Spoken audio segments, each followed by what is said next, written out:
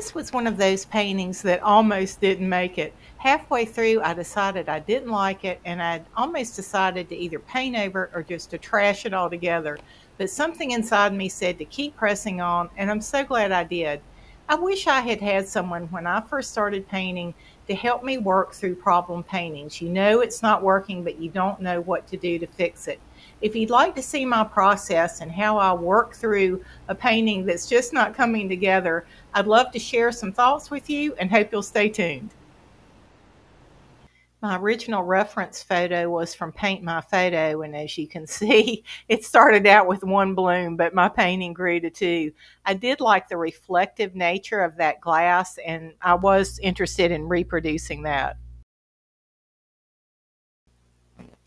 I started using chalk instead of pencil just to make it easier for you to see in my videos, but I've come to really love the chalk. I think it's a lot easier for me to see it and to sketch it out, and it's easy to erase with your hand if you don't like the drawing, but I actually liked a little bit of it peeking through the painting. So I'm looking at the original reference and just loosely putting in a drawing.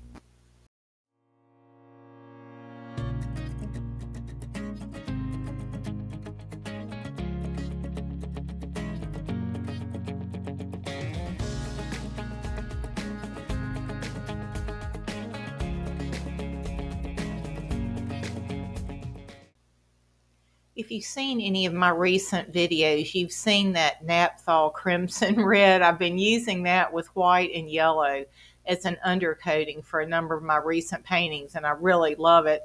So it's still on my Stay Wet palette, and so I'm using that with white, kind of blocking in. I can tell already that it's going to look too dull, and it's not going to be a purpley pink. It's not going to be vibrant enough for those lilies, but I knew that I was going to put quite a few coats of paint, or that was my hope. So I thought I'd just go ahead and proceed with that, knowing I was going to be adding more color on top.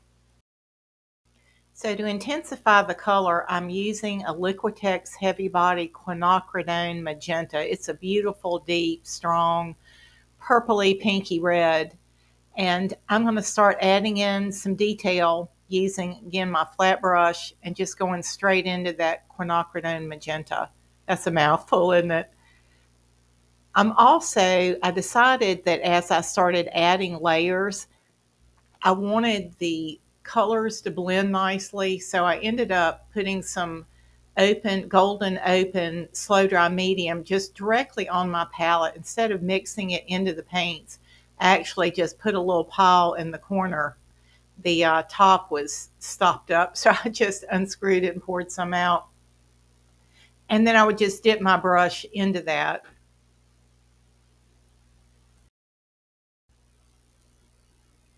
So here I'm adding that quinacridone magenta, putting a little of that slow dry medium in it. And you'll notice my line is following the curve of that petal. So that's helping the viewer see the bend in those petals. So I'm just slowly kind of building up another layer, deepening that. And I'm treating the outside edge as either white or a pale pink. In the photograph, the outside edge was white, and I ended up changing that later on in the painting. Now I'm just putting in the green for the pods and the leaves. That's a tube olive green. I've got some sap green that I'm using in the deeper places, and I'm adding a little Naples yellow to that green to lighten up places where the sun's hitting it. For some reason, I kept messing with those pods and leaves quite a few times in the course of this painting. I changed them several times. Here I'm adding a little of the red into the pods, and then adding some extra leaves on the left side of the painting, showing that they're more in sunlight.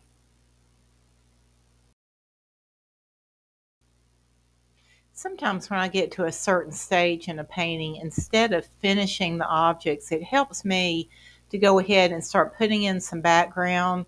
I'm putting in the tabletop here. It just helps me to kind of get my brain wrapped around what's happening and see how things are relating.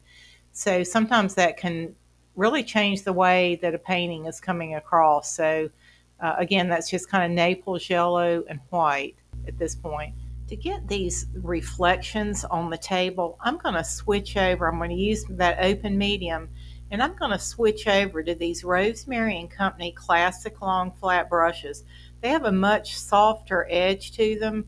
You don't want to use a brush that has a chiseled, precise edge.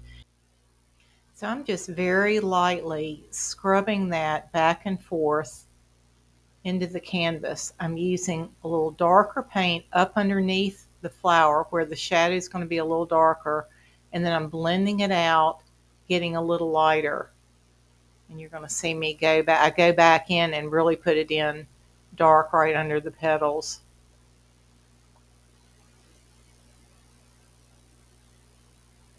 So just pretend if that was glass or something very highly reflective, what would happen with that shadow. It would not be straight and severe, but like pretend that it's reflecting in water. It's gonna get have irregular edges to it. It's gonna get more narrow as it goes away from the object. It's just one of those things. There's no exact science to that. I've done a couple like this, and I just had to kind of play with it and get it to where it looked right to my eye. You'll see me redo these, or continue to play with these just a little bit. Here I'm just softening those edges again. If you're not using a slow dry medium, you might need to wet your brush, but I really suggest you use a slow dry medium on these little reflective shadows just to keep it soft enough. I just wanted to show you the finished product again, just to encourage you that this is where we're going. It may feel a little slow and tedious, but you can see how many layers of color are in the flowers and the greenery, and even the background has a lot of layers, and it's the layers that make it look so beautiful. And I really encourage you not to skip all those steps. Here I've turned the painting upside down to put the background in, and I'm using the same Naples yellow but with less white. And you'll notice in the finished product that I just showed you, I ended up with a dark background. This is one of those places where once I looked at the painting, I felt it looked weak. I didn't feel like it was interesting enough, and so I had the thought to put in a dark background, and I ended up using kind of a black and burnt sienna combination, just again to have multiple layers of color to keep it a little softer than just pure black. But this was the process. I just have to try some things. If they don't work, rather than stopping or throwing the painting out, try something else. So this is a great example of sticking with the painting. When I got maybe 15 more minutes into the painting than I was in that frame, I really was getting discouraged with it. It looked a little boring. I just wasn't really excited with where it was going. But then I decided it needed more interest. There was just too much space, and that's when I decided to put in a second flower. Here I'm just trying to add in a little more color, dropping in some pink and orange, just to make that background more interesting, but in the end, it still wasn't quite enough. Here you're seeing me adding in another layer, and that is cad orange, and I've diluted it somewhat with water, so it's a little more of a glaze. I didn't want it to be a solid color. Most of my paints, I think I mentioned, are Liquitex heavy body paints, so they have a fair amount of coverage. So sometimes when I'm layering like that, I'll add a little more water to make them a little more transparent. Here I'm going back in and just adding that white edge, which again I ended up not liking. It just looked too artificial. It just was distracting. I just didn't like it. And you can do your best and copy a photograph, but if it doesn't hold up as a painting, if it's not something you would buy in the store, then it probably needs to be reworked. So now I'm adding in the little dots in the throat. I think that's one of the fun things about lilies. It makes it a little more whimsical. And I'm just going back into that quinacridone magenta. Again, just keeping good color harmony with this. Here I'm hitting those pods and leaves again with a little more color. They actually ended up a little duller than I think I would like, but that was something I just kept playing with. And then it came time to put in the stamen and the little heads that are on those. And I think that's one of the features that makes a lily look so distinctive. So you need to decide where that head, I like to put the head in first and then draw the line down to the center of the lily. That seems easier for my brain to wrap around that. And I wanted that green to look a little different from the other greens, so I added more white and Naples yellow with just a touch of green where that would really show up and against that darker background. I ended up redoing those heads several times, and as you can imagine, when I put in a dark background, the heads didn't show up, so I had to lighten them up considerably with the new background, but you just have to make those adjustments. That little starburst I'm making in the bottom helps you build a little more depth into that flower. One of the things that was bothering me about this painting, I felt like it looked too lightweight. So I've added in more greenery, and I've actually gone up into my ultramarine blue and added some dark blue to the bottom of these leaves. I felt like everything was too much of a middle value, so I've got some darker darks and lighter lights, and that's a good tip. If your painting's looking not interesting enough, try lightening the lights and darkening the darks. So I'd mentioned I'd thought about just giving up on this painting. There was a point where I just felt like it wasn't interesting enough, and I felt like there was just too much space. So I made up another lily and just drew it in using my chalk. And one of the things that I did that I think makes it more interesting, if you'll notice, the petals of lilies are very wavy, and I don't think that's as evident in the big flower below, which I ended up exaggerating more. But as I put in this new one, I was intentional to make those outside edges very, very wavy. And notice I'm putting that behind the leaves of the other flower. I think if you can overlap things in your painting, have something, a leaf going in front of something, a petal going in back of something, it just makes it a lot more interesting. It keeps your painting from looking flat. So already I was much happier with that. I'm adding in the orange, I'm adding in the quinacridone magenta, just again putting in more layers into that. I have found one of my favorite artists is Teddy Parker. Her work is just stunning. It just takes my breath away. But she uses such beautiful layers of paint. She doesn't just have a solid color. She's just got so many colors mixed in. So it takes a lot more time, but it's worth it. And here you see me, I'm just redoing that original flower. I'm taking out the white edge and I'm intensifying the waviness, that kind of ruffled outside edge. And gosh, already I think that was really, really bothering me. That white edge just looked contrived. It just was very distracting. And I think now we're just getting into luscious, rich colors. Much, much better already.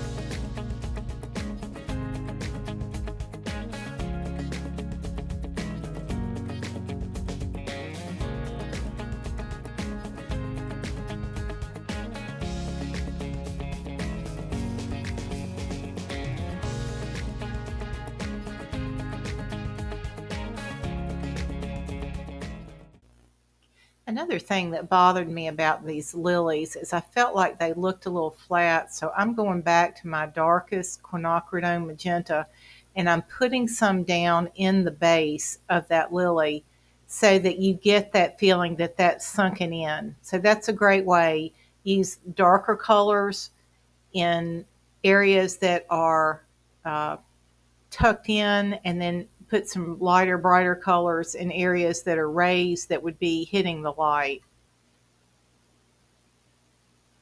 What fun.